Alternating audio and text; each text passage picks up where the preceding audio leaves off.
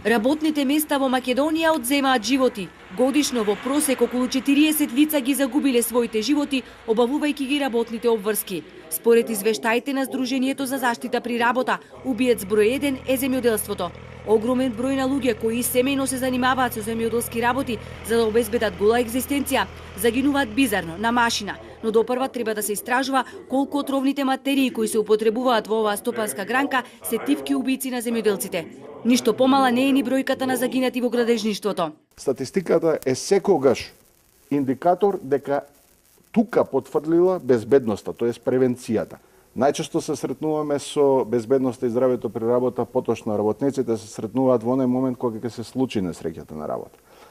Несреќата самата по себе не е со најава.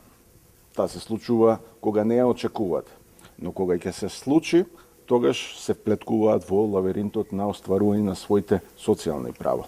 Тогаш вели Петковски е доцна да се зборува за заштита при работа. Тогаш зборуваме за активирање на неуспешниот државен систем кој треба да му помогне на граѓанинот за остварување на своите права, став со кој се сложуваат и странските експерти. Имплементација нас убија.